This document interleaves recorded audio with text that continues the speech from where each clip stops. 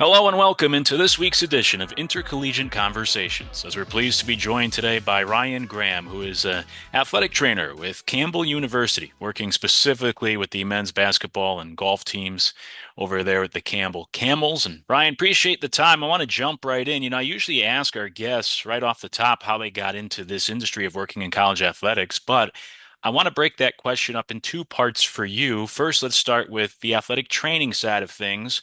What led to you wanting to work specifically in the athletic training side of things, not necessarily college athletics, but just in athletic training? I got interested in athletic training from my one of my high school friends and teammates in baseball towards ACL. And then I just kind of got intrigued with the entire process from evaluation to the doctor's appointments to the rehab process.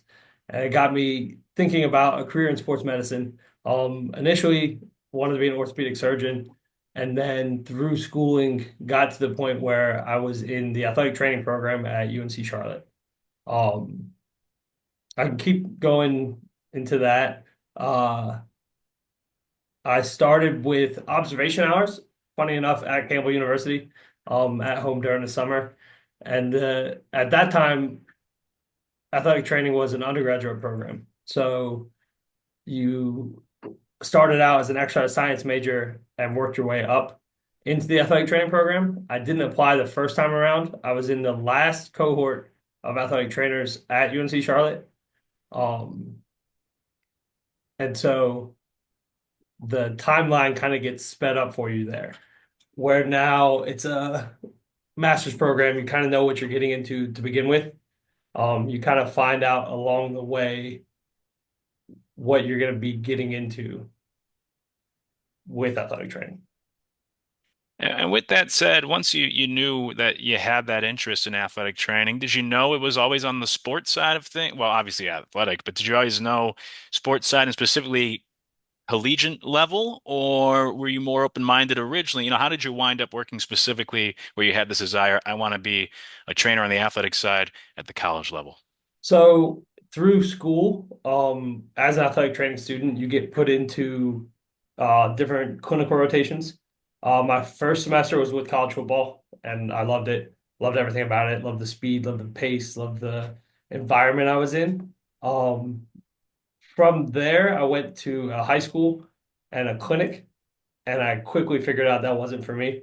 Um, I think there's a lot of ton of athletic trainers that do great in those roles and they love it, and that's great for them. It's never been for me.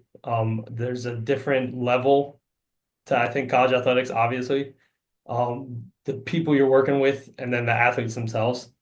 And I think I got used to the caliber of athlete that I work with at this level. Um, I've also done some stuff I worked with the Carolina Panthers for a summer. That exceeded the expectations of what I was willing to do. I think college is a good in between of the lifestyle of you're still a normal person, where once you get into the professional side, it's pretty hardcore. Yeah, which is an interesting perspective. I don't want to make you the talking head here in this conversation for athletic training as a whole, but what we have found when talking to people in college athletics, that it's been tough to find people to hire for athletic training from the school side. And then we hear a lot from the employee side, people that want to be athletic trainers in college that just say it's tough to find that right fit. For you and your experience, I mean, how have things gone for you in terms of working as an athletic trainer at the collegiate level? Has it been a smooth experience for you in that regard, or just even other people you know in the industry? Is it tough for athletic trainers to find these good opportunities at the college level? Yeah, it's definitely a grind. Um, you kind of have to always remember your why and what you're doing it for. And it is really dependent on your situation and where you're at. At Campbell, we have great support from administration, from our colleagues, from the sports performance department. We all are kind of clicking on the same page. We all understand that we're people with lives, and there's an expectation of you take care of yourself as well. I know there's certain programs and there's certain departments where that's not how it goes, and it just depends on probably the level of athletics you're at. I know the higher up you go, you're gonna have more expectations, but then the lower down you go, like lower level mid or like lower majors, even in the D2, D3, you're getting into the resources that you have are affecting your quality of care and then your job enjoyment, really. But I think here at this level has been a good mix of everything for me. Yeah, which is again interesting perspective. Let me ask you this. We know college athletics has changed a lot in recent years, whether it's name, image, and likeness, transfer portal, all that sort of stuff. But from the athletic training perspective, has there been a lot of change in that side of things since you started, or has it remained pretty, status quo throughout your career so far? I'd say day to day is pretty much the same. Like what we're dealing with is always what we've been dealing with, the injuries and stuff wise. What's changed is just the level of athlete, and then I think the athlete's background pertaining to us. So I think early on in my career, not every athlete coming in had athletic trainers, had sports performance staffs that they were accustomed to working with. But now, like all these high level high school kids coming out, joining us, already have an expectation of what they need to do to take care of their bodies, how they need to, recover and all that kind of stuff. That really makes my job easier. Yeah, which is interesting. That might go along with this next question, but what's something you've learned now through your time in this industry that maybe you wish you knew when you were first starting out that you could tell your younger self? I would say not to take stuff for granted. That it's not as much related to my last answer, but I took a year and a half out of college athletics, and I'm really lucky that I was able to get back in because you never know. You take that step out, and you don't know if you're going to get back in just based on the timing of things and stuff like that. But I worked with the United States Army for like a year and a half, and it was great. Like the people there are awesome, but I missed the college sports setting. Like I missed being on the road. I missed the travel. I missed being in a locker room kind of environment. Um, and so just not taking those things for granted, I think really would have maybe kept me in college athletics for an extra year and a half. But yeah. Yeah, I like that. You touched on this earlier, but just to kind of stress this point, how important have you found good management, stability at the school, that leadership? How important have you found that just to be able to, be able to succeed in your role? Yeah, no, it's invaluable. The without the right support, you're not going to get things done. You can't get, if something breaks in here, we have to replace it. We're not going to get that. Um, and really just being able to like not having someone over top of us. Like they trust us. They know we know what we're doing. That just gives us the freedom to, do our jobs to the way we're trained and how we know we're able to operate. You mentioned that time away from college athletics. Now you're back in college athletics working with Campbell. So just kind of a general broad question. How important have you found networking to be in college athletics specifically, when it comes to the athletic training side of things for college athletics? Yeah, I think networking is huge. I mean, this profession is a lot like coaching and the strength and conditioning side, where who you knew in undergrad is how you got to grad school, and who you knew in grad school is how you got your first job, and it kind of grows from there. Andy Clausen from the Citadel is a legend of athletic training. He called me when I got back in. Well, he was one of my references, and said, "Are you sure about this? Are you ready to get back in? Because I don't know if you get back out again, you're getting back in." And it takes that kind of mentor to really help you.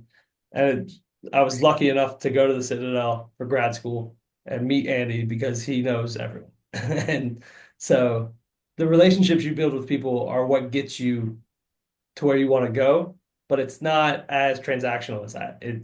I think it's way more important to view it as a relationship than it is to say, I need to build this relationship so I can do this.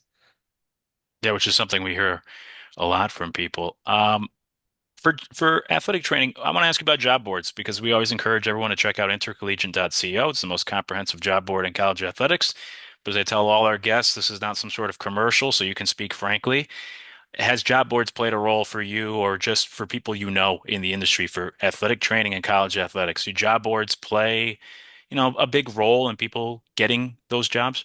Yeah, absolutely. I think the biggest job boards for us are usually like LinkedIn, and the National Athletic Training Association has its own job board. And then there's also a group of specifically the college athletic trainers job board. So getting those jobs are usually, especially at this level, they're usually on CATS, the College Athletic Training Society's job board, or NATA. But job boards are crucial. I think that's how we get stuff out. We've gone through since I've been here a little over 18 months, and I think we've had 6 different hires since I've been here, and those have been crucial. Oh, well, yeah. A couple last ones before I let you Sure. go. Give you a chance to brag about yourself. What would you say are some of your most important traits that have allowed you to be successful in this career and have allowed you to get to where you are today? I think just being personable, I think is the biggest one. Being able to be someone that people can talk to, athletes, coaches, colleagues, that's how you build those relationships. And that's what this job is built on, is the relationships, guys come in here and sit in my office for 15, 20 minutes before they even start their rehab, before they start treatment, just because, they feel like I'm somebody they can talk to and they can trust. And I think having that, just skill set of being someone that is able to listen is huge for anyone in any role in any capacity in an athletic department.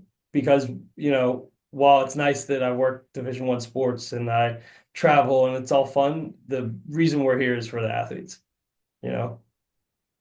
And that leads me to my next question because that is a bit of an interesting juxtaposition where it keeps you close to the game without being in the game, being an athletic trainer. You mentioned being in the locker room, getting to travel, going to these games.